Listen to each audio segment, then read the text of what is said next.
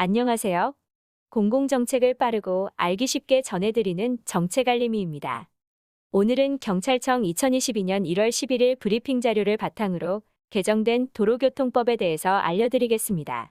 경찰청은 전체 교통사고 사망자 중 보행 중 발생하는 사고의 비중이 크다는 문제점을 인식하고 보행자 보호 의무 강화 등 개정 도로교통법이 1월 11일에 공포되어 6개월 후인 7월 12일부터 시행된다고 밝혔습니다.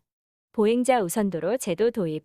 보행자의 안전 편의가 우선으로 보장되는 보행자 우선도로의 정의 규정이 신설되고, 보행자 우선도로에서는 보행자가 도로의 전 부분으로 통행할 수 있고, 운전자에게는 서행 일시정지 등 보행자 보호 의무가 부여되며, 시도경찰청장이나 경찰서장은 차마의 속도를 시간당 20km 이내로 제한할 수 있습니다.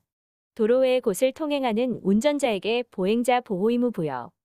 아파트 단지 내 등 도로에 해당하지 않는 장소를 통행하는 차의 운전자에게도 서행 또는 일시정지 등 보행자 보호 의무가 부여됩니다. 이는 아파트 단지 내 통행로, 대학교 구내도로 등 도로 외의 곳은 차와 보행자가 혼재되어 통행하는 경우가 많은데, 도로교통법이 적용되지 않아 보행자의 사고 위험이 크다는 의견이 지속해서 제기되어 온 점을 개선한 것입니다. 횡단보도 앞 일시정지 의무 부여 확대.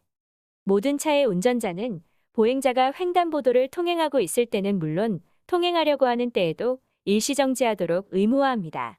특히 어린이들은 횡단보도가 보이면 주변을 살피지 않고 급하게 뛰어드는 행동 특성이 있다는 점을 고려하여 어린이 보호구역 내 설치된 신호기 없는 횡단보도의 경우에는 보행자의 통행 여부와 관계없이 운전자는 반드시 횡단보도 앞에서 일시정지하도록 의무화하였습니다. 회전교차로 통행 방법 등 마련. 회전교차로의 정의 규정을 신설하고 반시계 방향으로 통행 원칙, 회전교차로에 진입할 때는 서행 또는 일시정지 의무 부여 및 먼저 회전교차로를 진행하고 있는 다른 차에게 진로 양보 의무 부여 등 통행 방법을 명확히 규정하였습니다. 과태료가 부과되는 교통법규 위반 항목 확대. 교통법규 위반 사실이 사진이나 그 밖의 영상 기록 매체에 의해 입증되는 경우 차량의 소유자나 관리자 등에게 과태료를 부과할 수 있는 항목이 확대됩니다. 현재는 과속 신호 위반 등 13개 교통법규 위반에 대해 무인 교통단속용 장비 등 영상 기록 매체에 의해 그 사실이 입증되는 경우 해당 차량의 소유자 관리자에게 과태료가 부과되고 있으나, 나머지 위반 항목들은 시민들의 공익신고가 있어도 법적 근거가 없어 처리가 어려운 상황이었습니다. 이에 특히 유턴 위반, 이륜차 안전모미 착용 등 교통사고 위험성이 크고 위반 신고 빈도가 잦은 추가 13개 항목에 대해 과태료 부과 근거 규정을 신설하여 교통질서 확립을 추진해 나갈 예정입니다.